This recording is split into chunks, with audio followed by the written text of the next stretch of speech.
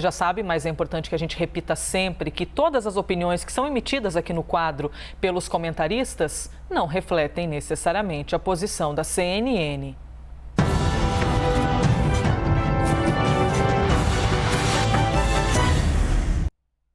Seguimos então ao vivo para todo o Brasil, transmissão na CNN Brasil e também pela rádio CNN, para você que não nos vê, mas também nos escuta. Hoje aqui no quadro. Ricardo Baronovski, quanto tempo não te vejo? Bem-vindo aqui à CNN. Quanto tempo, Elisa? Bom revê-la, bom rever todos. Vamos lá então, a gente estourou um pouquinho no tempo do Thiago Anastácio, o Thiago se alongou um pouquinho, então fique à vontade, por favor, para também, se quiseres, usar esses 3 minutinhos a mais que a gente viu o tempo estourar na primeira parte do quadro, tá bom, Ricardo? Obrigado, Elisa. Vamos lá. Mário Frias é o primeiro assunto aqui do Liberdade de Opinião. O secretário nacional de Cultura expôs em uma rede social que a sua família foi impedida de se hospedar em um hotel do Rio de Janeiro na noite deste sábado, porque não teriam apresentado o comprovante obrigatório de vacinação contra a Covid-19. Mário Frias disse que estava viajando a trabalho quando recebeu a notícia de que a esposa, junto com a sua filha de 10 anos, foram impedidas de ficar no local. E postou o seguinte, abre aspas, porque não tinham essa porcaria criminosa do passaporte de vacinação. E ainda escreveu, abre aspas, irei processar todos os responsáveis por esse ato. Vocês não irão tomar a minha liberdade da minha família sem que eu lute por ela. Fecha aspas. Ricardo Baronovski, e aí, correto ou não a exigência do passaporte? E o passaporte tira a liberdade individual de alguém? Faz muita falta, Elisa, um debate técnico, impessoal e objetivo. Muitas vezes, narrativas e opiniões pessoais causam confusão social.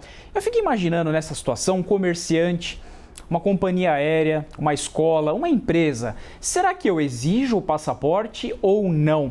Por que o tema é técnico e não pode despertar paixões pessoais? Porque tem 2 temas técnicos que precisam ser bem definidos aqui. Primeiramente é o tema médico, e quem não é médico não tem autoridade para falar sobre vacina. Me parece que já há um consenso médico da importância da vacina e qualquer um ver, eu diria até ictu oculi, até sem óculos eu consigo ver, que antes 4.000 mortos, agora 200 mortos, ou seja, a importância e a relevância das vacinas. Não há como ir contra isso. Quer falar sobre vacina? Seja médico, seja autoridade, seja especialista naquele tema. Em relação ao debate médico, não há controvérsia, porque aqui vige a saúde pública, vige o pacto coletivo, vige o princípio da precaução. Se é uma doença incerta e até mesmo a medicina tem dificuldade em cercá-la, uma pessoa que não é autorizada pela medicina tem autoridade para falar sobre vacina, então pareceria um pouco de um discurso que vira uma narrativa. Mas quando eu entro no segundo debate, é o debate técnico-jurídico. Aqui eu vejo com alguma preocupação. Por quê? Embora o STF já tenha decretado a obrigatoriedade da vacina, ainda não há uma lei dizendo qual é a sanção para quem não se vacina. Artigo 5º, inciso 2º da Constituição traz a legalidade civil. Ninguém é obrigado a fazer ou deixar de fazer algo senão em virtude de lei. Daí eu indago, existe uma lei federal, veja, ainda que haja uma lei municipal, uma lei estadual, temos 5.570 municípios. Um monte de unidade federativa legislando uma contra a outra. Existe uma lei nacional que uniformiza isso? Parece-me neste momento que não. E ainda que o STF tenha dado esta resposta, não é o Poder Judiciário que cria a lei. A função típica de elaborar normas é do Poder Legislativo. Aliás, tive a oportunidade de conferir, já existem alguns projetos de lei determinando o passaporte sanitário, o passaporte da vacinação. Por que o tema é tão difícil? Porque isso cria uma crise de insegurança jurídica. Seja você conservador, seja você progressista, não me interessa a sua ideologia. Me interessa a pedra angular do direito, que é o princípio da legalidade. Isso vem desde João Sem Terra, Magna Carta, em 1215. São milênios que a gente segue o princípio da legalidade. Eu não posso ser expropriado dos meus bens, ser tolhido da minha liberdade se eu não houver uma lei muito clara dizendo pode ou não pode. Veja, não é vacinação à força. Eu não pego o braço e vacino. É vacinação obrigatória ou compulsória. Aquele que não se vacina tem sanções indiretas ou políticas. Daí eu trago a seguinte reflexão. Qual lei comina determinada sanção? Isso é uma crise para a própria população que não sabe qual é a sanção que ela sofre pela não vacinação. Recomendo que todos vacinem, mas qual é a sanção daquele que é teimoso e não quer se vacinar? E para o comerciante, para a indústria, para o empregador, para a companhia aérea, eu posso proibir o acesso e aquele sujeito que ele frequente determinado lugar? Bom, aí cabe então ao Poder Legislativo elaborar uma lei discriminando quais são as sanções. Mais ou menos com a analogia do Código Eleitoral. Aquele que resolve não votar, que alega uma escusa de consciência, ele tem muito claro no Código Eleitoral quais são as sanções dele. Não pode tirar RG, passaporte, CPF, tem as sanções que ele sofre. Mas nesse caso é um tema lege ferenda, falta uma lei regulamentando. É um tema absolutamente delicado, não é, Ricardo Baronovski? Por isso que a gente traz aqui para poder ouvir opiniões de vocês, opiniões por vezes adversas, mas é isso, não é? Através da diversidade a gente vai compreendendo esses assuntos tão delicados, a exemplo deste, que é o passaporte da vacina. Eu vou trazer mais um assunto para poder te ouvir, Ricardo Baronovski. No fim de semana teve um jantar de o grupo de advogados prerrogativas. Só que neste jantar houve algo que repercutiu na imprensa inteira. O encontro entre Geraldo Alckmin e Lula, que apareceram pela primeira vez juntos em público desde que surgiram as articulações para que os dois integrem uma mesma chapa às eleições do ano que vem, eleições presidenciais. Lembrando que no último dia 15, Alckmin anunciou a sua saída do PSDB. E Luiz Inácio Lula da Silva aparece em primeiro lugar nas pesquisas de intenção de voto para 2022.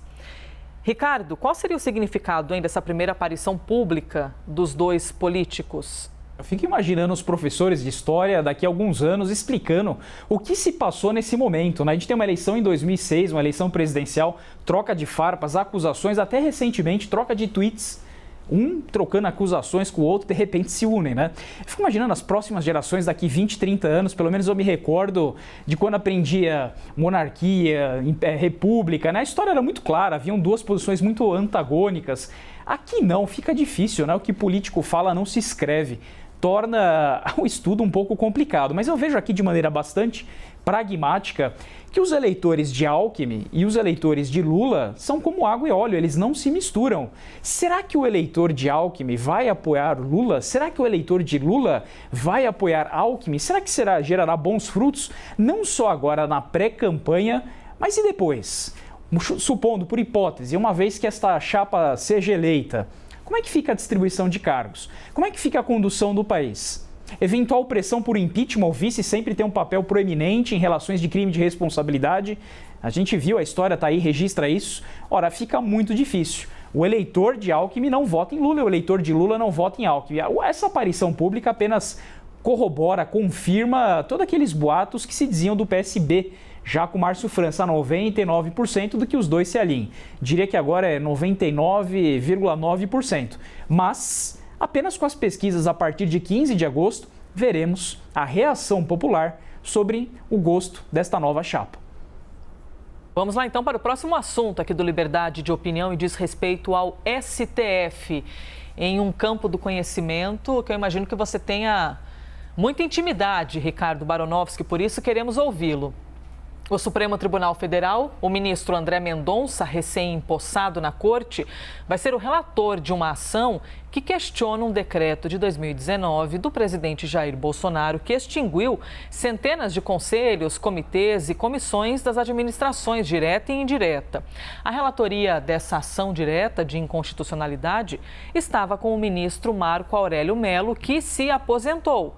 O processo foi, então, assumido por Mendonça, que já tinha atuado no caso como advogado-geral da União. Isso fez com que o Movimento Nacional de Direitos Humanos pedisse o afastamento de Mendonça da relatoria da ação.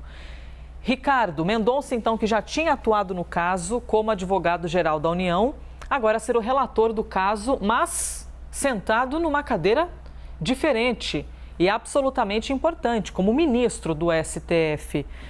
O que você tem a dizer sobre? Não está impedido. Veja como a falta do estudo da jurisprudência e o debate técnico não sou eu que estou dizendo. me permita, com a devida vênia, ADI 6362, setembro de 2020, isso não é overruling, não é superação de jurisprudência, é um entendimento pacífico da Suprema Corte. Por quê? Porque outros ministros já tiveram essa situação de vir da AGU e depois se depararem com um caso de uma ação do controle concentrado. Eu vou ler aqui, é uma linha apenas. Não há impedimento nem suspeição de ministro nos julgamentos de ação do controle concentrado. ADI 6362, ministro Lewandowski, 2 de setembro de 2020. Qual é o argumento para que não haja o impedimento? Isso é pacífico, tem entendimento vinculante. Se alguém contrariar este entendimento, cabe uma reclamação para o STF. Veja, o que é o impedimento e a suspeição? São causas objetivas ou subjetivas que aparentemente tolheriam a imparcialidade do magistrado. Em processos subjetivos, o que é um processo subjetivo? Onde há partes. Há, por exemplo, Ricardo contra João, Elisa contra fulano, etc. São partes. Processos subjetivos. Aqui haveria impedimento e suspeição. A regra do 144.1 dos Códigos de Processo Civil e do 252.2 do Código de Processo Penal diz: o juiz não pode atuar onde ele tenha sido mandatário ou advogado naquele processo, porque ele conhece as provas, ele conhece as partes, conhece o tema e estaria com a sua visão turvada, estaria parcial no julgamento.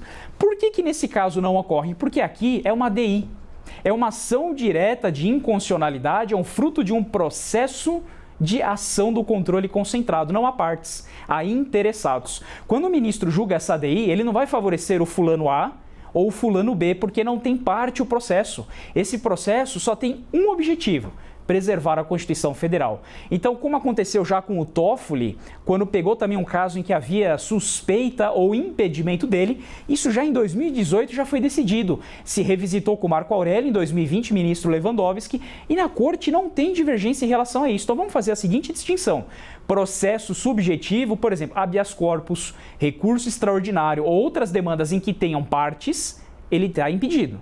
Esse daqui que nós estamos debatendo, que é uma ação direta de inconstitucionalidade, ou seja, uma espécie da ação do controle concentrado que não tem autor e réu, não tem partes, não tem vencedores e derrotados, o que há aqui apenas a preservação da Constituição.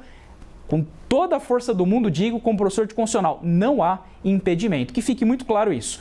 Novamente, resgato aqui a importância do debate técnico, jurídico, principalmente em pessoal. Não interessa a minha opinião. O que interessa é a jurisprudência e o cumprimento da lei.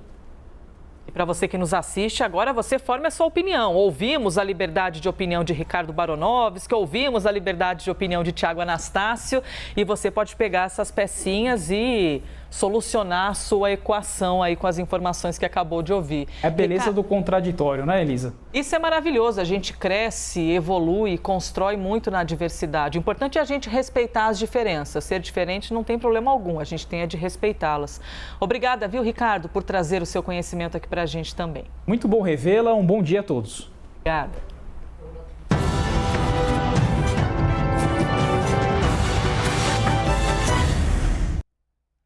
As opiniões emitidas pelos comentaristas do quadro não refletem necessariamente a posição da CNN.